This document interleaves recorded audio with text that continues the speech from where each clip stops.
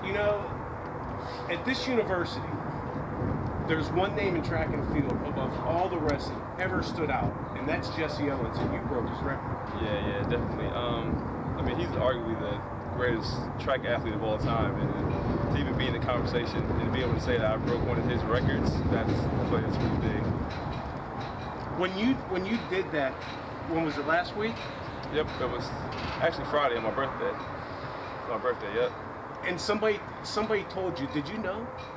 I knew exactly when it happened. Well, actually, during the jump, I didn't know because actually the jump didn't feel too great. And actually what I did was I leaned all the way back into the sand. They actually measured from my shoulders.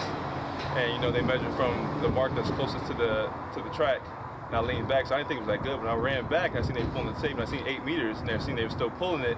I was like, oh man, that must have been big. And they said 8:15, and I told my coach, like, that's just the record. That's the record. I just took off running down the track, and he was just like, what? And then it was pretty cool though. It was a great feeling. I was just going to ask you, records are made to be broken. Correct. We all know that no matter what sport, no matter what, records are made to be broken. But in the history of Ohio State, you're the first to break it. I don't even know what to say. I mean, I was extremely blessed and humbled and honored to be able to say that, you know, I broke a legend's record. Do you consider yourself now better than Jesse Owens? No, not at all. Not at all. I mean, like I said, he's one of the greatest athletes of all time. Like he broke 4 world records in the span of 45 minutes. And I'm nowhere close to that. But I mean, to be even talked about in the conversation of one of his records that actually stood as a world record for around 25 years. I mean, that's really cool.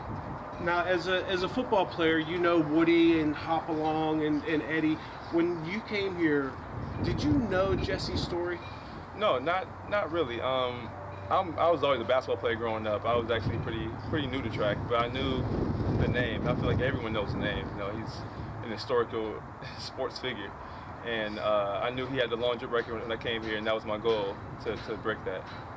Really, it was. Mm-hmm. And why is that? Because every athlete aspires to be the best. Am I not correct? Right.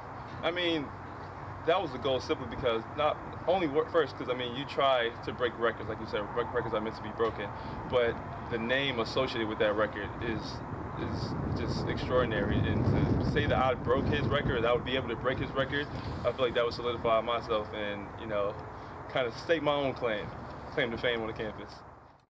Coach, you just talked about Mike's record of 26-9, beating Jesse Owens' 77-year-old record here at Ohio State.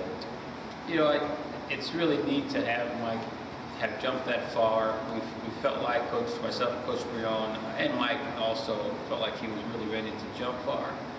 So when he actually went out and did it in a big meet that really mattered, it's great for Mike to have that kind of achievement.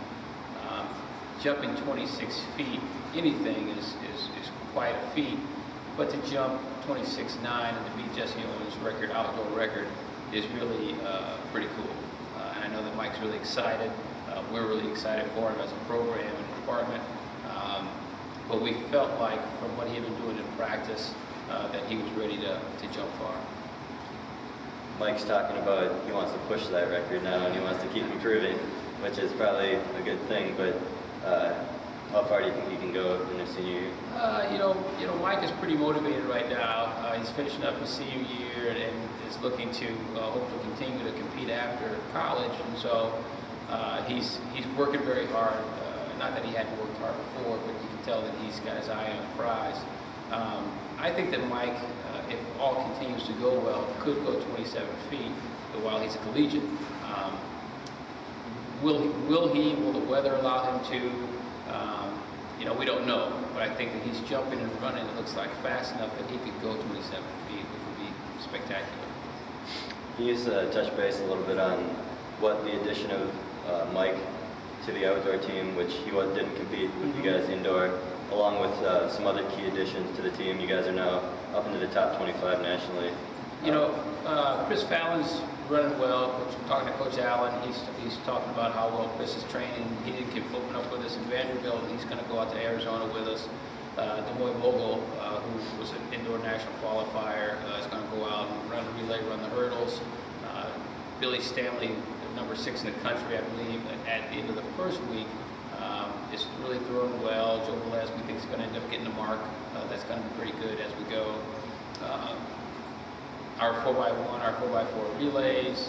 I think when you start looking at all of the areas that we have available and open for us in the outdoor compared to the indoor and the guys that we add to the mix, we really do feel like we are a top 25 team. We actually feel like we can be even better than that if we can get all those guys to show up on a given weekend and do it all together. All right. Thank you, Coach. Thank you.